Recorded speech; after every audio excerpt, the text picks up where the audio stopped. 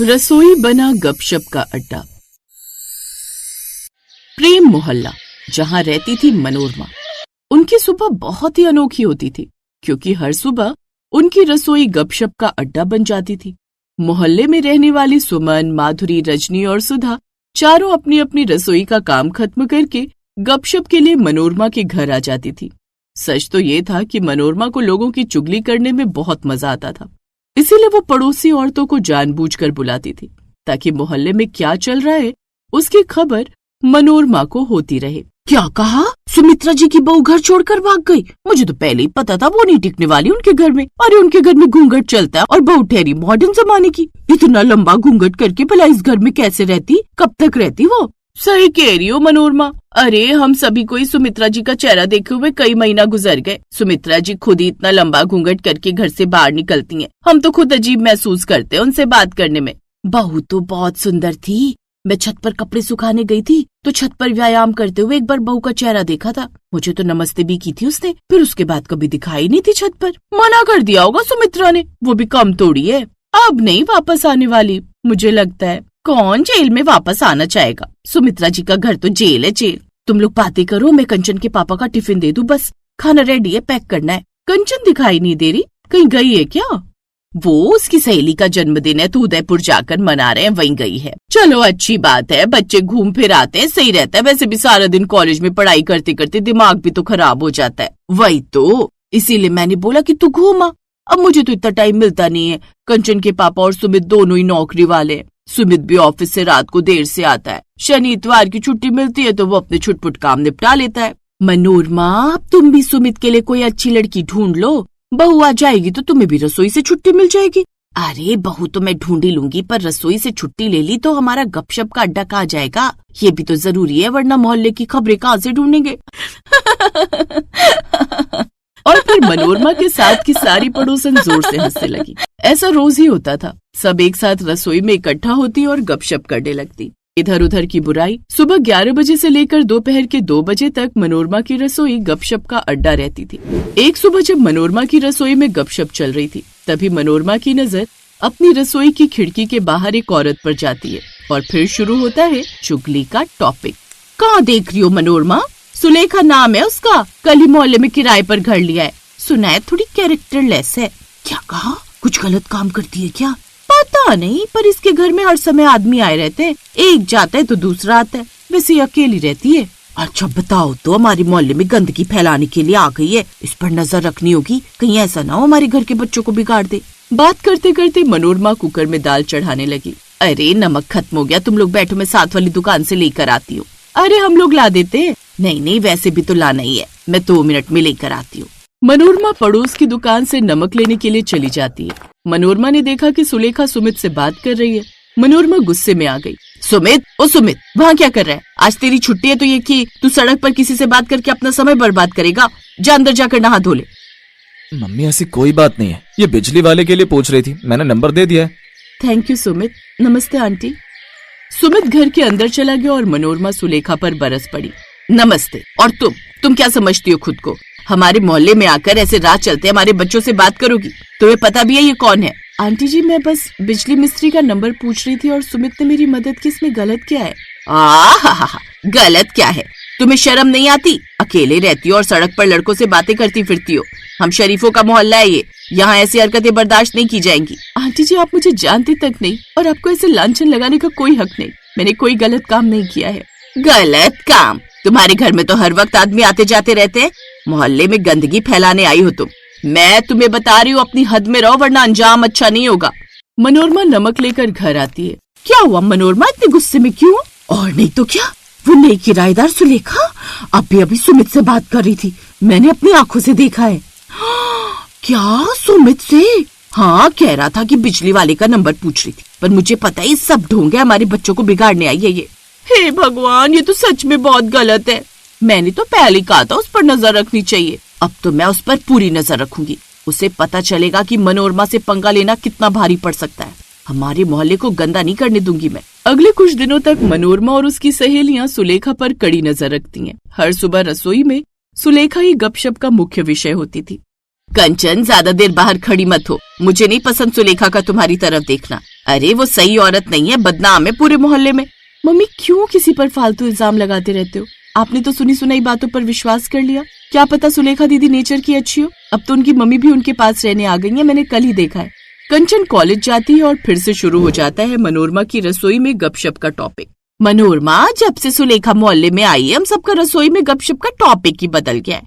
हम हर समय उस सुलेखा की बातें करते रहते हैं। पहले कितना हंसते रहते थे। मेरा तो मन करता है हम सब मोहल्ले वाले मिलकर इस सुलेखा को यहाँ से निकलवा दे। जिसका मकान किराए पर लिया हुआ है उनसे एक बार बात कर लेंगे और बता देंगे कि उन्होंने किसी गलत लड़की को किराए पर घर दे दिया है। मनोरमा और सारी पड़ोसन सुलेखा को देखकर बातें करने लगी। उन्होंने सोच लिया था कि अगले दिन ही वो मकान मालिक से बात करके सुलेखा को वहाँ से निकलवा देंगी। पर उसी शाम कॉलेज से लौटते हुए मनोरमा की बेटी कंचन का एक्सीडेंट हो गया। सब लोग घबराए हुए अस्पताल पहुंचे। देखिए अनिल जी, आपकी बेटी के सर से काफी खून बह गया है। हमें खून चढ़ाना होगा, पर हमारे हॉस्पिटल में आपकी बेटी के ब्लड से मैच करता ब्लड नहीं है। आपको तुरंत ही ब्लड अरेंज करना होगा। मनोरमा, हम सब में से किसी का भी ब्लड हमारी बेटी के ब्लड से मैच नहीं कर रहा।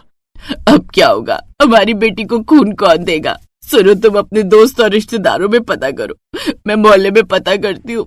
हे भगवान, मेरी बच्ची को बचा लो। मेरी बच्ची के लिए खून बने, मेरी बच्ची के लिए खून मिल जाए। जहाँ पहले मनोरमा की रसोई गपशप का अड्डा बनी रहती थी, आज उसी रसोई में खड़े होकर मनोरमा अपनी सहेलियों से अपनी बेटी को बचाने के लिए खून मांग रही थी। मनोरमा, हम सब ने अपना खून चेक कर लिया। हमारे परिवार में से, हम में से किसी का खून कंचन के खून से नहीं मिल रहा।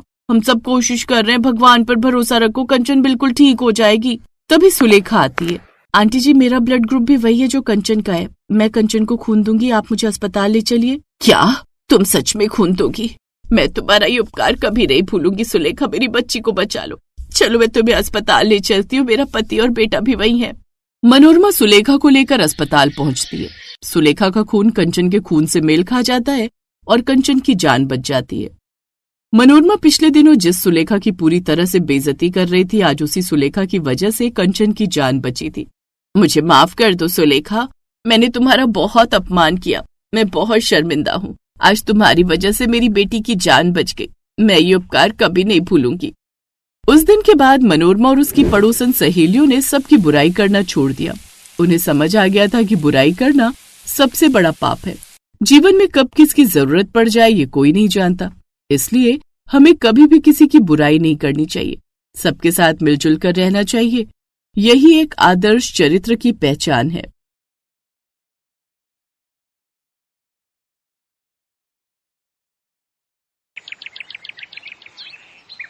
दीपा ने सबके लिए हलवा बनाया और पूरी कढ़ाई उठाकर ड्राइंग रूम में ले आई। उसके सास ससुर को थोड़ा अजीब तो लगा, पर उस समय उन्होंने सोचा कि शायद नई नई बहू है तो घबराहट में उसने ऐसा किया होगा। अरे दीपा भाभी, आप तो हलवे की पूरी कढ़ाई उठाकर ले आए। कोई बात नहीं मेघा, चलो तुम भी हलवा परोसने में भाभी की मदद करो। कोई नहीं जानता था कि रसोई के बर्तन इधर उधर रखना और सारा खाना रसोई से लेकर घर में भी फैला देना, ये दीपा और उसके पूरे परिवार की आदत थी। ये तो जब दीपा ससुराल में रहने लगी तब सबको उसकी इस आदत का पता चला। दीपा, तुम रसोई के सारे बर्तन खाना बनाने के बाद बाहर क्यों ले आती हो? आज तुमने दाल चावल बनाए तो पूरा कुकर और कढ़ाई बाहर आंगन में रख दी। ऐसे थोड़ी होता है। तो इसमें क्या बुराई है? बार बार रसोई में जाने से अच्छा है एक ही बार में सारे बर्तन बाहर रख दो। हम तो अपने घर में ऐसे ही करते हैं। अब मैं ये थोड़ी है बार बार मैं रसोई में उठकर जाऊंगी कुछ चाहिए हो तो। सबके बार बार टोकने पर भी दीपा ने अपनी आदत को नहीं सुधारा। एक दिन दीपा के सास ससुर कहीं बाहर गए हुए थे। वहीं दीपा खाना बनाकर हॉल में बैठी हुई थी। तभी कुछ मेहमान आ जाते हैं। नमस्ते बेटा, आशा बहन जी घर पर नहीं है क्या? माँ बाबूजी किसी जरूरी काम से बाहर गए हैं। ऐसा है बेटा, हमारे बेटे जो है राहुल की शादी है। ये शादी का कार्ड है और मिठाई का डिब्बा। माँ पापा से कह देना कि सबने शादी में जरूर आना है। तभी आनंद भी कमरे से बाहर आ जाता है। नमस्ते अंकल जी। नमस्ते आंटी जी। आइए बैठिए ना। दीपा, अंकल आंटी के लिए कुछ चाय नाश्ता? नहीं नहीं बेटा, मुझे लगता है आप खाने के लिए बैठे हो, फिर कभी आएंगे। अच्छा, शादी में सबने पहुंचना है, मम्मी पापा को बोल देना। कार्ड देने आए पति पत्नी अजीब सा मुंह बनाकर वहां से चले गए। दीपा की सास अगले दिन पड़ोस वाली के साथ बातें कर रही थी। क्या बात है आशा बहन, सुना है तुमने तो पूरे घर को रसोई बना दिया है। कल मिस्टर शर्मा और उनकी पत्नी तुम्हारे घर कार्ड देने आए थे ना? हाँ आए तो थे, क्या हुआ? वही बता रहे थे कि तुम्हारे घर जब कार्ड देने गए तो उनसे खड़ा भी नहीं हुआ गया। तुम्हारी बहू ने पूरे ड्राइंग रूम को रसोई बनाकर रखा हुआ था। जिधर देखो उधर खाने के बर्तन फैले हुए थे। मुझे तो मिसेस शर्मा ही बता रही थी, बोली उन्हें तो बहुत प्यास भी लगी थी, पर वहाँ तुम्हारे घर उन्होंने पानी भी नहीं पिया क्योंकि तुम्हारे घर में उनका रुकने का मन ही नहीं था। ऐसे कौन खाना खाता है आशा बहन? मैं बहू से इस बारे में बात करूंगी। अच्छा मैं चलती हूँ। दीपा की सास गुस्से से भरी हुई थी। वो जैसे ही अपनी बहू दीपा को खरी खोटी सुनाने के लिए जाने लगती है, तभी एक टैक्सी उनके दरवाजे पर रुकती है। टैक्सी में दीपा के मम्मी पापा और भाई बहन बैठे हुए थे। दीपा का मायका दूसरे शहर में था, इसलिए शादी के बाद उसके मायके वाले उसे मिलने और कुछ दिन उसके पास रहने आए थे। इस वजह से दीपा की सास उसे कुछ कह नहीं पाई। माँ पापा, ज्योति अमन, आप सबने तो मुझे सरप्राइज दे दिया। हाँ, सोचा शादी के बाद कुछ दिन तुम्हारे पास रह लेते हैं, तुम्हारे शहर में घूम लेंगे। अभी कुछ दिन काम तो था नहीं, इसलिए घर पर खाली ही बैठे थे, तभी तुमसे मिलने आ गए। बहुत अच्छा किया। दीदी बहुत जोरों की भूख लगी है, कुछ बढ़िया खाने को मिल जाए तो मजा आ जाए। दीपा दीदी, मैं तो आपके हाथों के गरम गरम छोले भटूरे खाने के लिए तरस गई। मम्मी तो बनाती ही नहीं है। कोई बात नहीं, मैं अभी थोड़ी देर में सब कुछ बढ़िया तैयार कर दूंगी, तब तक आप लोग फ्रेश हो जाओ। आशा देवी ने सोचा भी नहीं था कि कुछ देर बाद उसके घर का नजारा क्या होने वाला है। अरे दीपा, मुझे प्याज टमाटर यहीं दे दे, मैं काट देती हूँ। हाँ माँ, मैं लाती हूँ। दीदी, मैं सलाद का सामान लेकर आती हूँ, आप मुझे बता दो कहाँ रखा है। वही फ्रिज में सब कुछ है, निकाल कर यहीं बाहर ले आओ। तीनों मिलकर बैठकर काम भी कर लेंगे और गप्पे भी मार लेंगे। ड्राइंग रूम की हालत देखने वाली थी। एक तरफ मेज पर आलू प्याज के छिलके बिखरे हुए थे और बाकी सब सब्जियां फैलाकर बैठी हुई थी। पूरे ड्राइंग रूम का नजारा देखने वाला था। भाभी, ये सब क्या है? पूरे ड्राइंग रूम को तो आपने रसोई बना दिया, सब कुछ गंदा हो गया है। अभी तो काम वाली सफाई करके गई थी और देखो ना, जगह जगह से पंखे से आटा उड़कर इधर उधर फैल रहा है। कोई नहीं, मैं अभी साफ कर दूंगी, बस हो ही गया। ज्योति गुस्से में अपनी मम्मी के कमरे में जाती है और सारी बात कह देती है। माँ, घर का क्या हाल हो गया? आपको भी पता है ये घर कम रसोई ज्यादा लगता है। जहाँ देखो वहाँ सब्जियां, बर्तन, आटा, दाल, चावल इधर उधर बिखरा ही रहता है। भैया भी भाभी को कुछ नहीं कहते। जब से वो इस घर में आई, घर में बिल्कुल साफ सफाई नहीं रहती। ऊपर से उनके मायके वाले और यहाँ आकर बस गए। मैं भी इसी बात से तंग हूँ। ये तेरे पापा बैठे हुए हैं ना, ये कुछ नहीं बोलते, बस मुंह सिलकर बैठे रहते हैं। अरे तुम तो मेरे पीछे ही पड़ी रहती हो आशा। मैं क्या बहू के घर वालों को ये जाकर कह दूं कि वो यहाँ से चले जाएं? है, तुम भी कैसी बातें करती हो। थोड़े दिन की बात है, संभाल लो। जब वो चले जाएंगे तब हम बहू से बात करेंगे। एक दिन दीपा रसोई में खिचड़ी बना रही थी। उसने खिचड़ी बनाई और गरम गरम कुकर लाकर ड्राइंग रूम में रख दिया और अंदर बर्तन लेने के लिए चली गई। तभी दीपा की सास अलमारी से कुछ सामान निकालने आई। उस समय ड्राइंग रूम में कोई नहीं था, बस दीपा की सास आशा ही थी। अचानक कुकर फट गया। आशा को अस्पताल लेकर जाते हैं। घबराने की कोई बात नहीं है, मैंने आशा जी के हाथ पर दवाई लगा दी है, कुछ दिनों में आराम आ जाएगा। ये सब दीपा भाभी और इनके मायके वालों के कारण हुआ है। अगर इनमें जरा सी भी समझ होती तो ये इस तरह से लापरवाही ना करती। आज अगर माँ को कुछ हो जाता ना, तो बस मैं तो इनसे बिल्कुल रिश्ता तोड़ देती। सबका मूड खराब था क्योंकि जो भी हुआ था बहुत गलत हुआ था। दीपा और उसके मायके वाले भी थोड़े घबराए हुए थे। उन्हें डर था कि कहीं वो दीपा के साथ कुछ गलत ना करे। दीपा के मम्मी पापा और दीपा बहुत शर्मिंदा थे। समधन जी, जो भी हुआ बहुत गलत हुआ, पर आप हम सबकी गलतियों की सजा हमारी दीपा को मत देना। हम वादा करते हैं हम कभी भी यहाँ नहीं आएंगे। हम दीपा से दूर रहेंगे, पर आप दीपा को हमारे साथ मत भेजना। दीपा की आंखों में आंसू आ जाते हैं। दीपा फूट फूट कर रोने लगती है।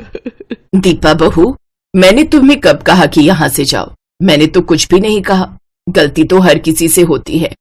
और फिर देखो तो मैं बिल्कुल ठीक हूँ, पर आगे से ध्यान रखना, जो चीज जहाँ के लिए बनी होती है हमें उसका इस्तेमाल वहीं करना चाहिए।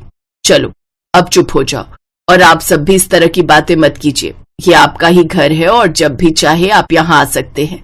और अभी आप सभी यहाँ से नहीं जाएंगे। अगले हफ्ते दीपा का जन्मदिन है, उसके बाद ही हम आपको जाने देंगे। माँ जी, आपको कैसे पता मेरा जन्मदिन है? आनंद ने बताया था। वो चाहता था कि तुम्हारे पहले जन्मदिन पर सरप्राइज रखे। आई एम सॉरी भाभी, मैंने भी बहुत ज्यादा बोल दिया। अब दीपा ने रसोई का खाना घर में फैलाने की आदत छोड़ दी। अब वो जो कुछ भी बनाती रसोई से ही थाली में परोस कर लाती, जिससे उसकी लाइफ में सब कुछ ठीक हो गया।